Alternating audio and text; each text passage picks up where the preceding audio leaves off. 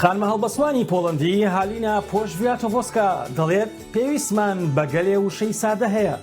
چەشنینان خۆشەویستی چاکە تا نابینەکان ڕێگەیان لێوێڵ نەبێت. پێویستمان بە بڕێکی زۆر لە بێدەنگی هەیە، هەم لە کەش و هەم لە هەزرا، تا بتوانین گوێمان لە دەنگی خامۆشی بێدەنگی شەرمنی کۆترەکان، مێرولەکان، خەڵک و هاواری پرژانیان لە کاتی ستەما لە نێو هەموو ئەو شتانەدا کە نەخۆشەویستین و نەچاکە و نەنانن. ئازیزان، لە ئەمریکاوە سڵاوتان دەبێت. شاد بووینەوە بە دیدار و خۆشەویستی ئێوە. زایاڵی داهێنان بەلێو ڕێژێکی دیکەی جوانیەوە میوان ئێوەیە.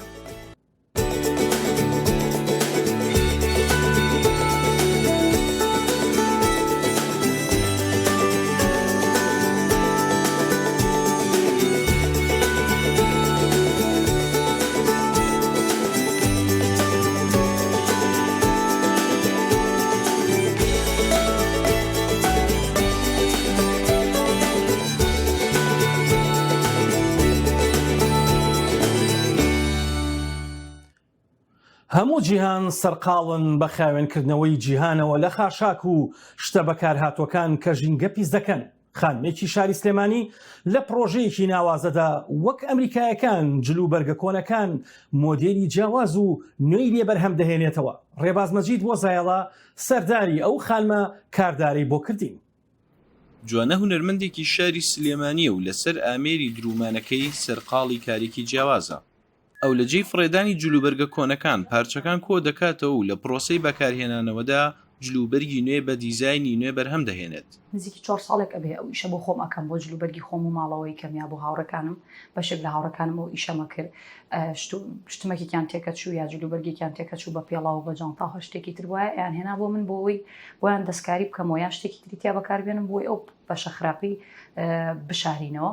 جوانە لە ئێستادا لەسەر داوای کەسەکان بە پارچە و مادەی جیاواز و بە دیزایانی جیاواز جلوبەرگەکان دەگۆڕێت و تێکەڵی جلوبەرگە کۆنەکانیان دەکات. ئێمە تەوان وەکو هەموو قماشێک ئیش لەسەر هەموو قماشێک ئەەکەین عادەتەن ئیش لەسەر پێڵاویش ئەەکەم ئیش لەسەر جانتاش ئەەکەم، بەڵام ئەوەی کە زۆر زۆر هەست ئەەکەم لە ناو ئیشەکانی منە زیاتر دەرئەکەوێت دەستکاری کراوە کابۆیە ئیشێکی زۆری کابۆمان هەیە کە دەستکاری کراوە، بەڵام بەعام هەموو قماشەکان دەوری خۆی هەیە، هەموو قماشەکان دەستکاری ئەەکەین چکە بە پێی وەرزەکانیش ئێمە هەنێ قماشمان هەیە بۆ وەرزی جیاوازە بە ئیشمان لەسەر کردو بەردەوامیشی. بە گوێرەی داتاکان دوای کەرتینەوت کەرتی جلوبەرگ لە جیهاندا زۆرترین زیانی بە ژینگە گەیاندووە و جوانە دەیەوێت لە ڕێگەی ئەم کارەیەوە هۆشیاری دروست بکات کە چیدی خەڵک تاکو دەتوانن جلوبەرگەکانیان فڕێنەدەن و سوودیان لێوەرگرنەوە. جلوبەرگیش ئەم فابریکانەش جلوبەرگی ژێکێکی ترە لەو مەترسیانەی تر بۆ سەر زەوی کە ڕۆژانە بەهۆی بەرهەمهێنانی شمەکی تازە بەهۆی بەرهەمهێنانی جلوبەرگی تازە بەهۆی فڕیانیانەوە لە بەرنەکردنیانەوە زەوی دیسانەوە مەترس لە سوچێکی ترەوە مەترسیەتە سەرجا. ئێمە سەرنجێکی زۆر زۆرمان لەسەر ئەوەیە کە کەسەکانی دەوروبەرمان لەسەر ئەوە ڕابێنین، کەسەکانی دەوروبەرمان ئەو بخینە مێشکیانەوە کە ئەکرێ هەر شتێکی کۆن بووە شتێکی کڕی کە حەزی نەکرد لە بەریکە بیگۆڕێ بۆ فڕێی بایانی بۆ ئەو زەرەرە بە ژینگە بگەێنێ. ئێمە سەرنجمان لەسەر ئەوەیە. ئەو لە ئێستادا لە سەرەتای گۆڕینی ئەم کارەیەتی بۆ بازرگانیەکی بچووک تا ببێتە سەرچاوەیەکی داهات و لە ڕێگەی تۆڕە کۆمەڵایەتیەکانەوە ڕێکلام بۆ بەرهەمەکانی دەکات و خەڵکی لە گرنگی پاراستنی ژینگە ئاگادار دەکاتەوە. ڕێباز مەجید، دەنگی ئەمریکا، سلێمانی. بۆ ئەم بەرنامەی زایاڵە داهێنەر و چەلۆژنێکی ئەمریکی بەسەر دەکەینەوە. خاوەنی چەندین پرۆژەی موزیکی ناوازێ و خاوەنی خەڵاتی مۆسیقای واشنگتنی پایتەختە، وەک چەلۆژنێک و دەرچووی زانکۆی مێریلاندا خاوەنی بڕوانامەی بەکلۆرێسە، وەک نمایشی چەلۆژنین و ماستەر وەک چەلۆژنێک لە پەیمانگەی مۆسیقای سان فرانسیسکۆ. کەیری چەمبرز لەگەڵ چەندین گۆرانی بێژی ئەمریکیدا موزیکی ژەنیوە و لەگەڵ چەندین هەڵبەسوانی گۆرانیدا نمایشی کردووە و پرۆژەی هەبووە وەک ئێڤنسنس و لێنسی ستێرلین و براین ڤالدۆتۆ و ڤیکتۆریا ڤاکس. هاوکات موزیکی لە هۆڵی شانۆی هونەری واشنگتن دیسی میترۆ ژەنیوە بۆ تەلەڤیزۆنەکان و هەروەها لە هۆڵی گەورە بەنێوبانگەکانی ئەمریکاش وەک هۆڵی کارنگی و سنتەری لینکن و کێمل سنتەر و هەروەها کەنەدی سنتەر موزیکی ژەنیوە. ئێستاش میوانی زایاڵەیە. کەری چەمبرز زۆر بەخێربێی بۆ زایاڵە. Hello. Hi, hello. Thank you. با لەو پرسیارەوە دەست پێ بکەین. ژیان بەبێ موزیک لە لای تۆ چ مانایەکی هەیە؟ So, life without music. I can't imagine it. Be very quiet. ژیان بێ میوزیک ناتوانم بیری لێ بکەمەوە. زۆر بێدەنگە یا زۆر ژاوە 100% نازانم من چیم دەکرد لە ژیانما بەبێ میوزیک. ئەمە شتێکی بەردەوامی ژیانما کە ڕۆژانە بیری لێ دەکەمەوە. ئێستا چ ئاوازێک دەژەنم یان دوای چی یان 2 هەفتەی تر چ ئاوازێکە. جا ژیان بەبێ ئەوە بۆ خودی من زۆر ناخۆش و خەمۆکی دەبوو. بڵێ ئێستا پرسیارێکی دیکە. دەی باشە کێ ئیلهام بەخشی تۆ بۆ موزیک ژەنین؟ Inspiring me to make music. It's a lot of like my students. I love to put out things that I know that they would like to play. Stuff that I think that my friends and family would enjoy. And they're not. زۆربەی بۆ خوێندکارەکانم دەگێڕمەوە. پێم خۆشە ئەو شتانە ئامادە بکەم کە دەزانم ئەوان پێیان خۆشە بیژێنن. شتێکی کە هەست بکەم کە خێزان و دۆستانم چێژی لێوەردەگرن. دۆست و هاوڕێکانم میوزیک ژەن نین. ئەوان هەر حەز لەوە دەکەن گوێ بگرن. پێم خۆشە ئەو شتانە ئامادە بکەم کە حەزیان لێە و هەست بکەم خۆشی دەبەخشێت. ئەو کەسانەی کە وزەم پێدەبەخشن ئەوانن کە میوزیکی نوێ دروست دەکەن بۆ ئێمە تا بیژەنین. شانۆی میوزیکی نوێ بەرهەم دەهێنن بۆ ئەوەی بزانین چی نوێ هەیە بۆ ئاڵەتی چلۆ. کێ هاتوتە ناوچەکە چ میوزیک دەژەنێت؟ ئەمانە هەمووی دڵخۆشم دەکات وەکو میوزیک ژەنێک. بەڵێ زۆر باشە. دەی باشە چۆن باسی ئەو موزیکانەمان بۆ دەکەی کە تۆ بە تایبەتی داهێنانی خۆتە؟ The music it's kind of, I just want to bring a smile to everybody's face and just have some humor in cello. It can هەر دەمەوێت هەندێک خەندە بهێنمە سەر لێوەکان، هەندێک گاڵتە و خۆشی بهێنمە نێو چەلۆ. نابێت زۆر جددی بی. جا بۆیە ئەم زنجیرە نوێم لە ئینستاگرام دەست پێ کرد کە هەموو ڤیدیۆی پێکەنینە لەسەر ئەوەی چەلۆ دەتوانێت چی بکات. هەر لە ڕێکلامەوە بگرا تا دەگاتە شتە پێکەنینەکانی تر کە هەرگیز بە بیرمدا نەهاتوبوون چەلۆ بتوانێت بیکات. ئەمەش تەنها بۆ خێزان و هاوڕێکانم و خوێندکارەکان من کە لە شیانەکانی کارەکانی چەلۆ تێناگەن بۆ ئەوەی بزانن دەتوانی چی پێ بکەیت و ڕەنگە ئەوان جگە لە ژەنینەکانی من لە شوێنێکی ترەوە گوێ لە چەلۆ نەگرن. ئەگەر ئەم کارانم خەندە بهێنێتە سەر لەوی ئەوە منیش خۆشحاڵ دەبم. زۆر سەرنجڕاکێش بوو. تۆ حەز دەکەی زیاتر لەگەڵ کێدا کاری هاوبەشی بکەیت؟ کێ ئەوەی دەبێتە بیتۆڤنی داهاتوو؟ مۆزارتی داهاتوو لەکوێیە؟ دەمەوێت ئەوانە بدۆزمەوە. ئەو میوزیکانەی تریشم خۆش دەوێن کە هەمان دیدی منیان هەیە. ئەو میوزیک ژەنانەی تریشم خۆش دەوێن کە هەمان دیدی منیان هەیە. دەیانەوێت ئاوازێکی ناوازە دروست بکەن و خۆشحاڵن کە دەیژێنن. و کاتێک خەڵکانی تر پێدەکەنن ئێمە هەست دەکەین کارێکی خۆمان کردووە. بەڵێ ئەدەی باشە پەیامی تۆ چییە بۆ هەوادارانت بەگشتی؟ The message is just that classical music has this reputation of being very serious, very old. تەنها ئەوەی کە میوزیکی کلاسیک ناوبانگێکی وەهای هەیە کە زۆر جددیە، زۆر پیرانەیە و تەنها چینێکی تایبەتی کۆمەڵگەیە، بەڵام لە ڕاستیدا وانییە. ئەمە بۆ هەموو کەسێکە. تەنها گوێچکەکانی خۆت ڕابهێنیت و مێشکێکی کراوەت هەبێ، دەتوانیت چەلۆکەت هەڵگریت و تۆش هەوڵ بدەیت. منیش لێرە فێرتان بکەم. ئەمەوێت بیسەلمێنم دەشێت پێکەنین و خۆشحاڵیش بێت و شتی هەزەریشی تێدا بێت. Yeah, just that it can be fun and it can be silly. And there can be humor in it. بەڵێ ئەدەی باشە کەیری دەتوانی پێمان بڵێ لە چەند شوێن موزیکتان ژەنیوە تا ئێستا؟ Okay, so where I performed, yeah. All the big venues in the East Coast. We've been to Carnegie Hall. We've been to the Kimmel Center in Philly. Kennedy Center. بەڵێ کارێکی زۆر گەورە بوو. هەموو ئەو هۆڵە گەورانەی بەری ڕۆژهەڵاتی ئەمریکا ئێمە لە هۆڵی کارینگنمایش مۆزیکمان کردووە و لە فیلادلفیا و لە کەنەدی سنتەر و لە کیمیل سنتەریش. بەڵام ئەوەی کە داخوازی منە نمایشی میوزیکمان ساز کردووە لە ئەوروپا لە فەڕەنسا و بەریتانیا و سەرجەم ئەمریکا توانیمان کەمانچە بژەنین بەڕاستی شتێکی زۆر گەورە بوو بۆ من. بەڵێ لە زۆر شوێن کەمانچەم ژەنیوە. من لە گەشتێکی درێژدا بووم لەگەڵ گۆرانی بێژ و گیتارژەن و منیش چەلۆم دەژەنی. ئەمە بۆ من زۆر جێی دڵخۆشی بوو. توانیمان بە سەرکەوتووی گەشتەکەمان بکەین. بەڵێ زۆر سپاس بۆ کاتی پێت بەخشین کێری چەمبەرس موزیک ژەنی بەتوانای ئەمریکی لە واشنگتن دیسیەوە بۆ زایاڵی داهێنان هەربژین. Thank you. So nice talking to you. زۆر سپاس زۆر سپاس.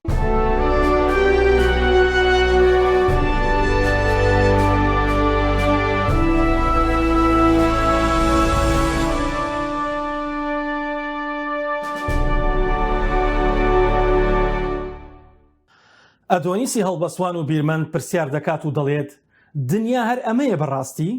دەبێت خەم بخۆین، دەبێت هیوادار بین، پێم باشە جارێک گۆرانێک بڵێم.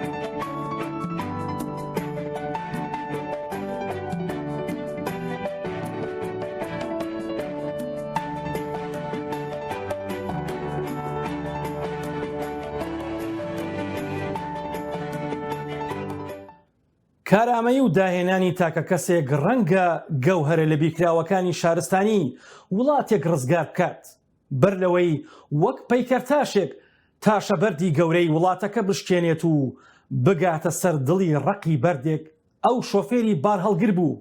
بەڵام ئێستا ئەم کوڕە عێراقیە کە خەڵکی ناسرەیە لە ڕێی داهێنانەکانیەوە دەیەوێت شارستانی وڵاتێکی گەورە ڕزگار بکات و ببوژێنێتەوە. لە شۆفێری بارهەڵگرەوە بۆ پەیکەرتاشێکی بەناوبانگ واسهێنان لە گەشتە دوورەکان و دەست و پەنجە نەرمکردن لەگەڵ بەردا. ئەم پەیکەرتاشەی شاری ناسریەی خواروی عێراق عشق بۆ شوێنەوارە دێرینەکانی وڵاتەکەی پاڵنەری داهێنانەکانی ئێستایەتی دەست و پەنجە و چەکوشەکەی دەستی پارێزەری شوێنەوارەکان و خۆبوتنی شوێنگرەوەی باپیرە پەیکەرتاشەکەیەتی و خولیایەکیش لە دڵدا.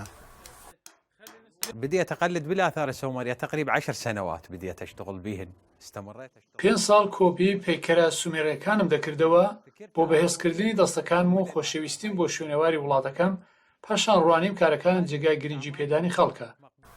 لە ماڵێکی سادە و ساکار دەنگەدەنگی چەکش و قەڵەمی دەستی گەنجێک مێژووی وڵاتێکی وێرانە سەر لە نوێ نوێژە نەکاتەوە. ئاخر وڵاتی مابەینە نەهرێن ناکرێت بێ پەیکەرە دێرینەکان بێت. أنا ما كنت أعرف من نەدەزانی جەستەی مرۆڤ سێ بەشە. لە کتێبخانەکەی خاڵم هەر گۆڤارێکم بدیبایە بە پەنجەی دەستم دەم پێوا و نەخشەیم دادەنا تا محەممەد هات و لە ڕووی زانستیەوە فێری کردم. ئەگەر حکمت وەک خوێنکارێکی ئەکادیمیا فێری زانستی پەیکەرتاشی کردبێت وەلێ لە دنیاشدا دەستڕەنجینی بێ زانستی ئەکادیمیا زۆرن کە شاکاری ناوازەیان پێ دروست کردووە. پەیکەرتاشەکەی ناسریەش خەیاڵ و دنیابینینی ئاوێزانی کارەکانێتی. خلال هاي الفترة اللي مر بيها البلد جائحة كورونا لەو ماوەیە کە وڵاتەکە بە دۆخی ڤایرۆسی کۆرۆنادا گوزەر دەبێت ماوە دێمە لای مامۆستا ئەحمەد فێرم دەکات پێکەوە لە مێژووی ئەو هەموو پەیکەرە شارستانیە دەڕوانین هەوڵم داوە سوود لە زانیاریەکانی ببینم. پەیکەرە مێژوویەکانی شارستانی عێراق لە ماوەی ڕابردوو بەدەستی چەکدارەکانی داعش زۆرێکیان ڕوخێنران وەلێ لەم ماڵەی شاری ناسریەدا جارێکی تر مێژووی وڵاتێکی وێران بە پێوە وەستاون. تەنانەت ئێستا مۆزەخانەکانیش چاویان لە دەستی پەیکەرتاشەکەیە. عمل فني كبير قام به النحات أحمد حسن. کارێکی گەورەیە هونەری پەیکەرتراش کە ئەحمەد حەسەن بە هاوکاری موزەخانە پێهێستاوە بە نیازین لە بەردەم موزەخانە دابنرێت. دوو پەیکەری گەورەی شاگۆدیا و ئۆڕنای سۆمەریەکانە بە بەرزی 3 متر و نیو. مۆزەخانە و زۆر شوێنی گشتی شارەکە جێدەست و پەنجەی ڕەنگینی پەیکەرتاشێکی پێوە دیارە خوازیارە ڕۆژگارێک نەوەی نوێ بەکارەکانی بیناسنەوە. یەحیا بەرزنجی دەنگی ئەمریکا. فاشن یان نمایشسازی جلوبەر یەکێکە لە کارداریە پڕبەرهەم و پرفرۆشەکانی جیهان، بەڵام بەهۆی بڵاوبوونەوەی پەتای کۆرۆناوە و وەستاندنی نمایشە جیهانی و بەنێوبانگەکان زیانی زۆریان بەرکەوتووە. ئێستا لە ڕێ ئینتەرنێتەوە سەرقاڵی بوژانەوەی بازار و کارداریەکانیانن لە شاری نیویۆرک. دیزاینەر مارتینە دیتریک بە ڕێکە ئۆنلاین ئالیکاریە خەلکێ دکە جلو بەرگنخوا هەلبژێرن. پشتی ڤیرۆسا کۆرۆنا بەڵاو بووی وێ بیرۆکەین نو ئانین هۆلێ. پێویستە جلێنمە ئەفقاز درێژ بن ji ber ku em li beramber laptopê rîniştîne û em kombûnên xwe bi rêya kompyûteran dikein. ڤیرۆسا کۆرۆنا ژیان لە سەرانسەری جیهانê guheriye. Bi wê re stayلê cilûbergan jî hatiye guherîn. Nema xelk cilin ofîsan bikin berxwe û di kombûnên online de tenê cilin xwe yên jor ve diguherin. Evî çakîtî tu dikarî ber û vajî bike berxwe û li hember kompyûterî kombûnên xwe bikey. Ez herdem wan cilkan çêdikem ku kesek bikarît bi çendîn rêkan bikete berxwe. Li bajarê Newyorkê ev jiyana nû bûye jiyana normal. Vîrusa korona nîşana xwe di her tiştî da hêlaye. Rutîna gelek kesan hatiye guherîn. Ez niha karê xwandina online dikem. Gelek tişt hene ku ez tê nagihem. Ev 35 sal ez li vêrê me û min çi car ev tişte nedîtiye.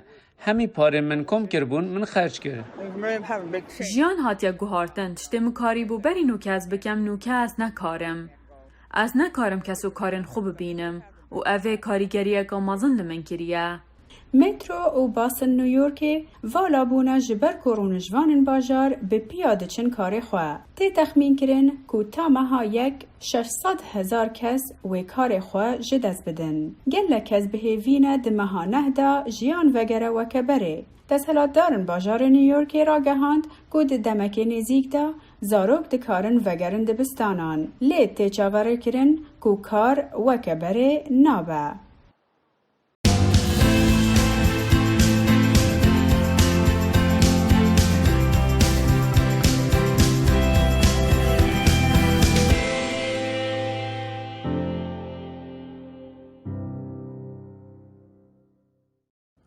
وشکە کەڵک یان کەڵکی بەرد لە ناوچە شاخاویەکانی کوردستان مێژوویەکی دێرینی هەیە، بەڵام بە ئەندازێک کار و کارداری هەورامەکان لەم جۆرە کەڵەشە سازی و ئەندازە سازیەدا نەک هەر مێژوویەکی دێرینیان هەیە، بەڵکو بۆتە داهێنانێکی کولتوری بۆ گرێدانەوەی شارستانیەت بە دنیای مۆدێرنەوە. ئەمە بێجگە لە جیاوازی و سوودەکانی بیناسازی بە بەردی هەورامان. فەرحان هەورامانی بۆ زایەڵە سەردانی وەستا و کرێکارە دەستڕەنگینەکانی هەورامانی بۆ کردین. گەرچی پێشکەوتنەکانی تەکنۆلۆژیای بیناسازی کاریگەری گەورەیان لەسەر هەورامان داناوە، بەڵام گەڕانەوە بۆ دەستوری کۆن و بەکارهێنانەوەی تەکنیکەکان ئێستا بووەتە خواستی خەڵک کە بەردەکان لە ناخی زەویدا دەردەهێنرێن و دواتر لەلایەن کرێکارە تایبەتەکانەوە ئامادە دەکرێن بۆ دیوار.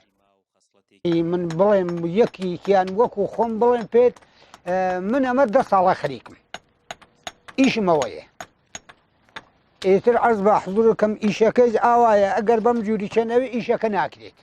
دوای ئامادەکردنی بەردەکان وەستای شارەزای بوارەکە دەست دەکات بە دروستکردنی دیوارەکە وە خۆیان دەڵێن دیواری بەر ڕێگە بە تەقینی دیوار و کۆنبوونی نادات. کەمترین کەرەستەی دیکەی پێویستە و سیما و وێنایەکی جوانی کەلتوریش بە ناوچەکە دەبەخشێت.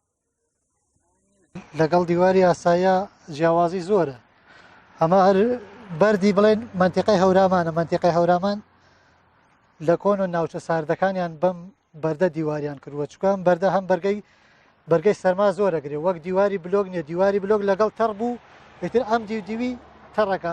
هەورامیەکان تەنها ماڵەکان و دامەزراوە گشتیەکان بەم بەردانە ناکەنەوە. لە ناو باخەکانیشاندا گەرچی لە وەرزە جیاوازەکاندا باخەکانیان ڕوبەڕووی چەندین کەشوهەوای سەخت دەبنەوە، بەڵام بە دیوارێک کە پێی دەوتێت تەڵان و بەدانانی دارێکی تەخت کە ناو دەبێت بە دیمەک باخەکانیان تون بە یەکەوە دەبەستنەوە زەویەکەشیان لە ڕۆچوون دەپارێزن. لێرە تەڵانەکان زۆربەی زۆری هەمووی وشکەکەڵەکن. خانووەکان کە کردویانەتەوە بە وشکەکەڵە کردویانەوە ئەگەر ئێستا بیبینین ئەو تەڵانە وشکەکەڵە کردوێتی اینجا وەساکانمان لێرە دارتاشمان هەبوون وەختی خۆی مامەڵ غەفوروانە خوافیان کە هەساون چیان کردووە مشاری گەورە هەبووە مشاری درێژ بە دوو کەزیشیان پێ کردووە ئەو گوێزەیان قەت کردووە هێناویانە پێڵەن دیمەک لە بینی دیوارەکانە دایان ناوە ئەم دیمەکە بە سەدەها ساڵ ئەمێنێتەوە. ئەو هاوڵاتیانەی کە لە ئێستادا و لە هەوراماندا دەژین دەڵێن ئەو ماڵانەی ئێستا بە دەستوری کۆن دروستکراون لە بوومەلەرزەکانی ئەم دوایەشدا هیچ زیانێکیان پێنەگەشتووە. لەم هەموو ساڵانەدا دەبینین چەندین جار بوومەلەرزە لافاو گەرما و سەرما لەم شوێنانەدا ڕوویان داوە و هەمووشمان بە چاوی خۆمان بینیومانە بەڵاو بینیومانە شێوە ئەندازەیە جوانەکەی بەردەکە و دیوارە ڕاگرەکە هەر لە شوێنی خۆی داماوە. لە هەورامانی تەختدا ئێستاشی لەگەڵدا بێت ناوچەکەیان لەسەر شێوازی سونەتی خۆی ماوەتەوە بەڵام لە هەورامانی لەهۆن و سەختدا تا ڕادەیەک سیمەکان بەرەو کاڵبوونەوە دەچن هەوڵێکی تەواویش هەیە بۆ گەڕانەوەی ناوچەکە بۆ شێوازی کۆنی خۆی. فەرحان هەورامانی دەنگی ئەمریکا هەورامان. بۆ ئاشکردنەوە و دڵنیایی بەخشینەوە بە هاوڵاتیان و مناڵان باخچەی ئاژەڵانی بێلا ئابزۆک لە مەنهاتن لە شاری نیویۆرک گۆرێلایەکی زەبەلاح لە ناو دەواازەی باخچەکەدا دادەنێن. ئەم گۆرێلایە لەلایەن دوو پەیکەرسازەوە لە برۆنز دروستیان کردووە بە ناوەکانی کێلی و مارک چارتنەر. ئەمەش لە پێناو ئاوەدانکردنەوەی کللتورێکی نوێ لەسەر وەختی ئەم پەتا نەفرەتیەدا. ئەف پەیکەرێ بناوێ کینگ نیانی bi şêwê gorîleka çiyayî li ser tenişta xurî niştî ji laya rêveberiya baxçevaniya New York ve di nava parka Bella Abzug li herêma Manhattan li bajêrê New York hatiye danan. Ev bi rastî ji bo wê yekê da ku xelk derkeve û lê binere. Da ku diyar bikin hêşta hîviyek bû bajarê New Yorkê heye. New York çi caran amre? Ji bo min ew baştirîn û mezintirîn bajar e. Niha em didemin pir zehmet da derbas dibin. Lê beşê baxçevaniyê dixwaze xelk weke berê bi dilekî xweş biçin derve. Peyker ji çartan û nîvên bronzî ji laya her du hunermend Gelliye û Mark Chardner ve hatiye drûstkirin. û bûye cihê demborandinê û ciwaniyekî bû bajarê New York li ser demê petaya vayrûsa korona da. Evet tiştekî ciyawazet di navan hemî aloziyane da. Du hezra gorîlayekî dirinde bike wisa bi aramî û ciwan di nava baxçeyê da rûniştiye. Wisa diyar dike ku me hemiya hestek wek wê heye. Li bere ev peykere bo mavê nehmehan li nava vê parkê da bimînît. Ez hezir dikim ku pêtir huner tê pêşwazî kirin. Ez her wiha hezir dikim divê em pêtir karê hunerî biafrînin û pêtir tiştê xelkê bikarbînin. Me bez ji danana vê kurêlayê ew e ku hişyariya xelkî ji bo wan giyaneweran pitir bikin ew ên metirsiya ji navçûna wan hey. û careka dî xweşiyê û rewşenbîriya bajêrê New York li ser vê demê petaya korona baştir biket. هەڵبەسوانی ئەمریکایی بەڕەچەڵک بەریتانی تیسی ئیلیۆت دەڵێت هەر کەسە و لە زیندانەکەی خۆیدا بە دوای کلیلەکەدا دەگەڕێت. ئەوانەی لە شەقامەکانی ئەوروپادا نمایشیان دەکرد لە ساڵانی پەنجاکانەوە تا ئێستاکە ڕیشەکەی دەگەڕێتەوە بۆ سەروەختی ئازادی کۆیلەکان و ئەو گێرە شێوێنانەی کە بەهۆی ڕەگەزپەرستیەوە لە ئارادابوون لە لەندەن بە تایبەتی لە ساڵانی پەنجاکاندا. بەڵام ڕووداوێکی دیکە زیاتر بۆتە ئیلهام بەخش و بایەخی ئەوان ئەویش گیان لە دەستدانی جۆرج فلۆید بوو لە ئەمریکا.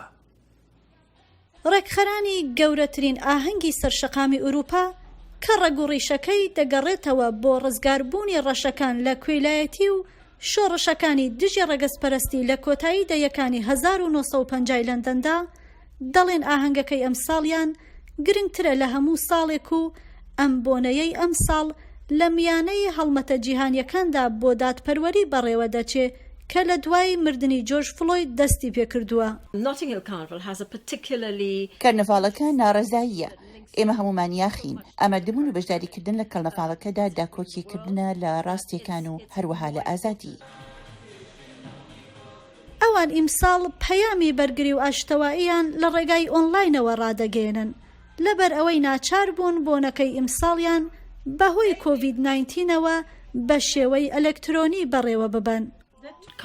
کەرنەڤاڵی نۆتینگ هێڵ و مێژوویەکی تایبەت و سەرنجڕاکێشی هەیە کە پەیوەندێکی زۆری بە کەش و هەوا و ڕووداوەکانی ئەمڕۆی جیهانەوە هەیە. کەرنەڤاڵی نۆتینگهێڵ بەرهەمی ئەو پەنابەرە ڕەشپێستە بە کۆمەڵانەیە کە لە کۆڵۆنیە پێشوەکانەوە هاتبوونە بریتانیا بۆ یارمەتیدان و ئاوەدانکردنەوەی وڵات لە دوای جەنگی جیهانی دووهەم. دواتر ئەم شەپۆلی کۆچبەرانە بوو بەهۆی تەنگەژە لە کۆمەڵگای بریتانیادا و جیاکاریەکی زۆری لە خانوبەر و کاردا دروست کرد کە لە ئەنجامیشدا لە ساڵی 1950 بوو بەهۆی سەرهەڵدانی شۆڕش. ساڵی دواتر چالاکێکی ڕەش بە ناوی کلۆدیا جۆنز لە هۆڵی شاری سن پانکراسدا بەرنامەیەکی لە شێوەی کەرنەڤاڵ ڕێک خست و دەستی کرد بە کۆبوونەوەی پارە بۆ بەرگری لەو کەسانەی کە لە شۆڕشەکەتا دەستگیر کرابوون. لە ساڵی 1966دا کەرنەڤاڵەکە لە شەقامەکانی نۆتینگهێڵدا بەڕێوەچوو کە یەکێک لەو گەڕەکە کەمانە بوو کە لەو سەردەمەدا بەکرێ دەدرا بە ڕەشەکان. ئاهەنگی کولتوری ئەفرۆکریبیەن بوو بە ئاهەنگێکی شەقامی دوو ڕۆژە کە ساڵانە ملیۆنان خەڵک بۆ لای خۆی ڕادەکێشێ بۆ سیرکردنی سەما و جلوبەرگی سەرنجڕاکێش و خواردنە بەتامەکان. ئەم ساڵ بۆنەکە لە کۆتایی مانگی هەشتا بەرنامەکانی ڕکۆرد دەکرێن و لە سەرانسەری جیهاندا بڵاو دەکرێنەوە. هەرچەندە ئەم ساڵ کارەساتبار بوو بەڵام چاوی کردینەوە بەسەر کێشەی زۆردا کە ڕوبەڕووی خەڵکی دیکە و ئێمەش بۆتەوە. ناداتپەروەری زۆر هەیە. من وا دەزانم کە ئەمە دەرفەتێکی داوە بە خەڵک کە قسە بکەن و داوای گۆڕان بکەن. ئێمە پێویستمان بە گۆڕانە. لەم کەرنەڤاڵەدا ئەوان دەیانەوێت چیرۆکێک بڵێن بە ڕەنگ و سۆز و ناڕەزایی خۆیان دەربڕن بەرامبەر بەو ئازارەی کە مەرگی فلۆید و کۆڤید-19 هێناوێتێ ناو کۆمەڵگەی ڕەشەکان و هەروەها گروپ و کەمینەکانی ترەوە. فدریکۆ گارسیا لۆرکە لە هەڵبەستێکدا دەڵێت ژیان خەون نییە، وریابە وریابە وریابە. لە پلیکانەکان دەکەوینە خوارەوە و شەی زەوی ئەنۆشین یان سەر دەکەوین بەسەر لێواری چەقۆی بەفرێکدا لەگەڵ دەنگەکانی گوڵە داریایەکی مردوودا تا زایەڵەیەکی دیکە و جوانی و خەمێکی دیکەی جیهان ماڵاوە.